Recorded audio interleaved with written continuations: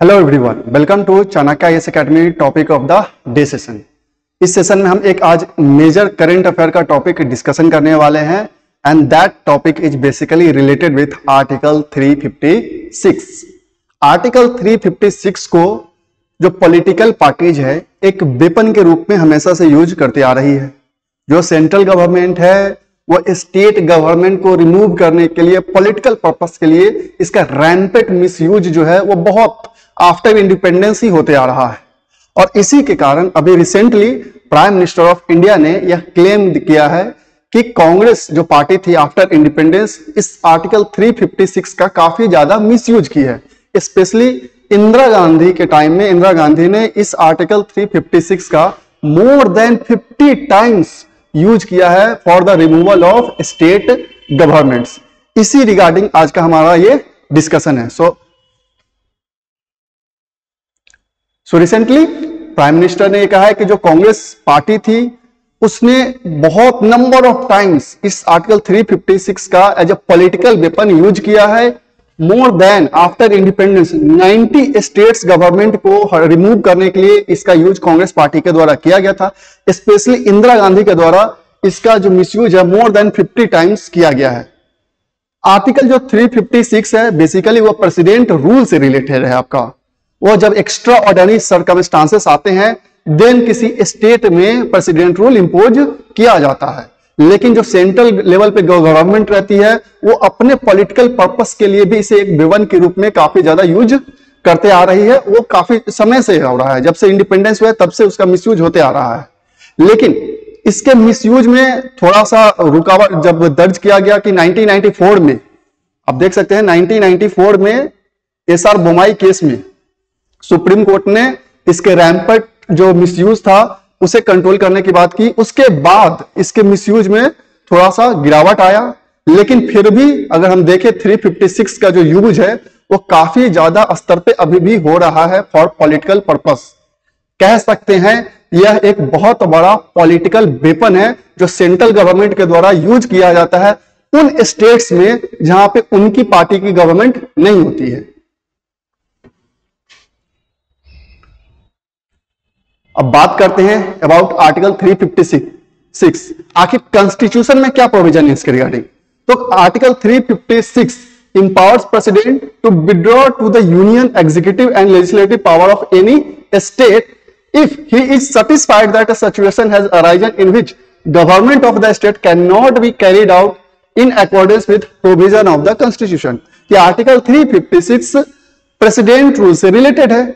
अगर स्टेट किसी भी स्टेट का कोई भी स्टेट मशीनरी कॉन्स्टिट्यूशनल नॉर्म्स को फॉलो नहीं कर रही है, वहां कॉन्स्टिट्यूशनल मशीनरी सही से वर्क नहीं कर पा रही है, देन जो प्रेसिडेंट है वहां पे प्रेसिडेंट रूल इंपोज करते हैं और जो उस स्टेट का एग्जीक्यूटिव और लेजिस्लेटिव पावर रहता है वह सेंट्रल गवर्नमेंट के पास चला जाता है। हालांकि स्टेट के जो हाई कोर्ट्स होते हैं उस पर उसका कोई प्रभाव नहीं पड़ता है। और ये जो प्रेसिडेंट रूल इंपोज करने का बात है तो ये दो तरीके से भी हो सकता है कि अगर आइदर उस स्टेट के गवर्नर जो सेंटर के द्वारा अपॉइंट किए जाते हैं वो प्रेसिडेंट को कोई रिपोर्ट भेजे कि यहाँ कॉन्स्टिट्यूशनल मशीनरी सही से वर्क नहीं कर रहा है, देन प्रेसिडेंट वहां पे प्रेसिडेंट रूल इंपोज कर सकते हैं, या सो मोटो भी प्रेसिडेंट रूल वहां पे इंपोज किया जा सकता है। अब बात करें कि कितने टाइम तक यह इंपोज किया जा सकता है, तो according to the constitution President rule in a state can be imposed for 6 months at a time and maximum duration for 3 years। कि एक बार में वो 6 महीने तक उसको इंपोज किया जा सकता है और हर 6 महीने पे अप्रूवल के बाद, पार्लियामेंट्री अप्रूवल के बाद उसे मैक्सिमम 3 इयर्स तक एक्सटेंड किया जा सकता है, उससे अधिक नहीं किया जा सकता। ये कॉन्स्टिट्यूशनल प्रोविजन है। लेकिन ऐसा भी केस पास्ट में देखा गया है कि जब प्रेसिडेंट रूल को मोर देन 3 इयर्स तक एक्सटेंड किया गया है। उसका एक केस आप देख सकते हैं। प्रेसिडेंट रूल जब पंजाब में इंपोज किया गया था तो वो 1987 से लेकर 1982 तक यह इंपोज किया गया था, जबकि कॉन्स्टिट्यूशन में प्रोविजन है कि वो 3 इयर्स तक ही किया जा सकता है, उसको एक्सटेंड किया जा सकता है। बट कुछ एक्स्ट्रा सर्कमस्टांसेस में उस टाइम 1987 से लेकर 1992 तक due to the growing militancy वहां पे यह इंपोज किया गया था।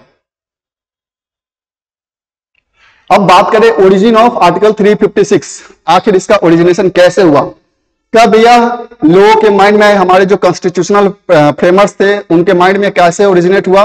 तो जब गवर्नमेंट ऑफ इंडिया एक्ट 1935 पास किया गया था तो उसका एक सेक्शन है, सेक्शन 93। इसी सेक्शन में इमरजेंसी जो प्रेसिडेंट रूल है, जो उस समय चूंकि गवर्नर थे तो वहां पे इसके बारे में मेंशन किया गया था कि उस समय गवर्नर को एक्स्ट्रा पावर दिया गया था कि अगर वहां उस समय प्रोविंसेस अगर सही से फंक्शन नहीं कर पा रही है तो गवर्नर, जो वहां के गवर्नर थे, वहां पे वह इंपोज कर सकते थे, इमरजेंसी रूल इंपोज कर सकते थे। वहीं से इसका ओरिजिनेशन होता है फ्रॉम सेक्शन 93। अब इसका बेसिकली ये ब्रिटिश के द्वारा इसलिए लाया गया था कि जो वहां पे ब्रिटिश प्रोविजंस है, जो भी ब्रिटिश रूल्स थे जो आपकी गवर्नमेंट ऑफ इंडिया एक्ट 1935 में मेंशन थे, उनका एम था कि एक कंट्रोल्ड डेमोक्रेसी को रेगुलेट करने के लिए इसका यूज जरूरी है, इसके प्रोविजंस जरूरी है। दैट्स वाई जो गवर्नमेंट ऑफ इंडिया एक्ट 1935 था उसके सेक्शन में ये प्रोविजन डाला गया था। लेकिन उस समय भी गवर्नर प्रोविंसेस पे इमरजेंसी रूल इंपोज कर सकता था, लेकिन जो प्रोविंसेस के हाई कोर्ट थे उससे उसको कोई इफेक्ट नहीं हो रहा था, जो कि आज भी कॉन्स्टिट्यूशन में मेंशन है कि आज भी अगर प्रेसिडेंट रूल इंपोज होता है तो सिर्फ उस स्टेट गवर्नमेंट का जो एग्जीक्यूटिव और लेजिस्लेटिव फंक्शन है वो सेंट्रल के पास जाता है, हाई कोर्ट नॉर्मल फंक्शन करते रहता है। तो इसका ओरिजिनेशन याद रखें कि उसका जो ओरिजिनेशन है वो सेक्शन 93 जो गवर्नमेंट ऑफ इंडिया एक्ट 1935 में मेंशन है, वहां से इसका ओरिजिनेशन होता है।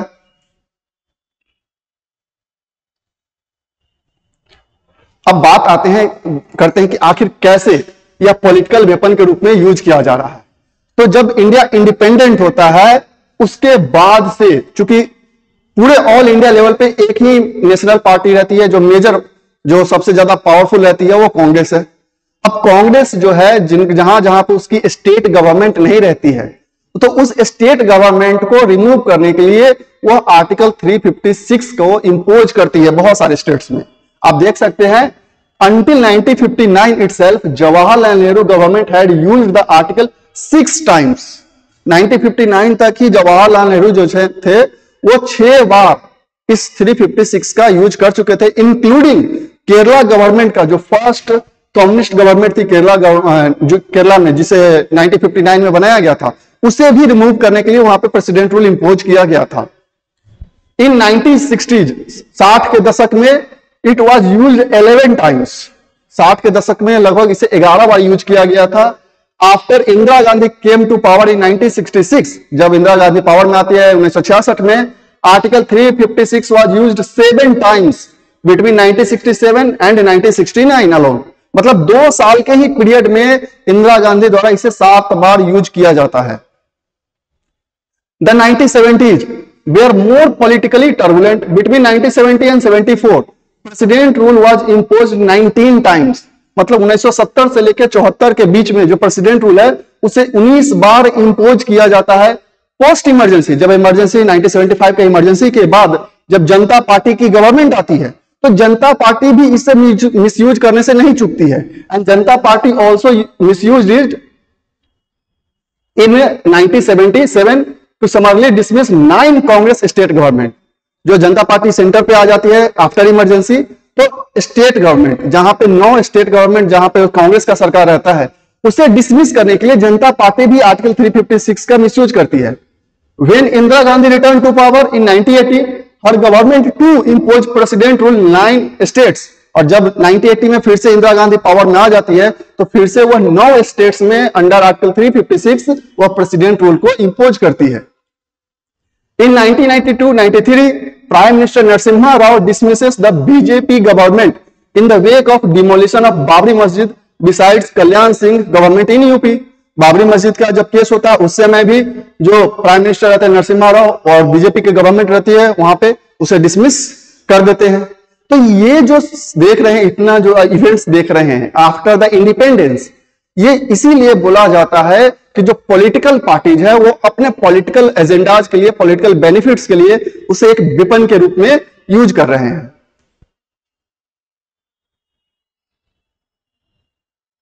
अब बात करते हैं कि आखिर इसका जो मिसयूज है उसे कैसे कर्ब किया जा सकता है, कैसे रोका जा रहा है।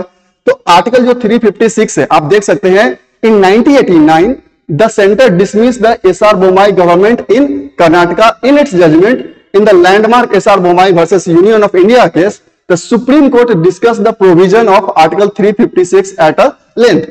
जब SR Bommai केस आता है आपका, उस समय सुप्रीम कोर्ट इसमें कुछ प्रोविजंस लाते हैं ताकि इसके मिसयूज को कर्व किया जा सके, रोका जा सके. A 9-judge bench in its decision in 1994 noted the specific instances when precedent rule can be imposed and when it cannot.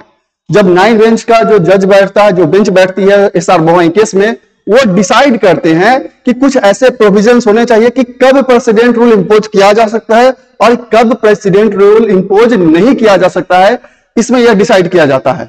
The court held that article 356 can be invoked in situations of physical breakdown. Please noted that physical breakdown of the government or when there is a hung assembly, but that it cannot be used without giving the state government a chance to either prove its majority in the house or without instances of a violent breakdown of constitutional machinery. इस पे clear कहती है supreme court कि जब कभी भी ऐसा अगर कोई सिचुएशन आता है तो अनटिल अनलेस वहां पे फिजिकल ब्रेकडाउन नहीं हो रहा है तब तक वहां पे प्रेसिडेंट रूल इंपोज नहीं किया जा सकता है.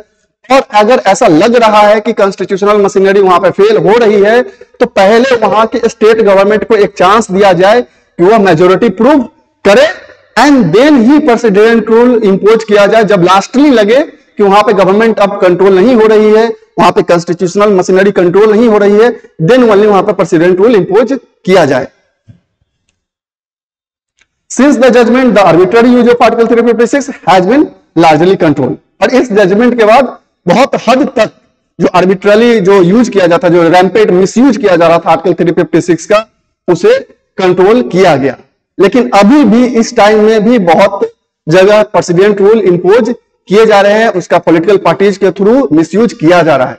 दैट्स बाय इसे पॉलिटिकल वेपन कहा जाता है कि आर्टिकल जो 356 है वह सेंट्रल गवर्नमेंट पे जो भी पार्टी रहती है वह उसका एक पॉलिटिकल वेपन है जो अपने पॉलिटिकल पर्पस के लिए मिसयूज करते. तो यह न्यूज में अभी बना हुआ था. तो आई होप आपको यह समझ में आया होगा. So that's all for today. Thank you.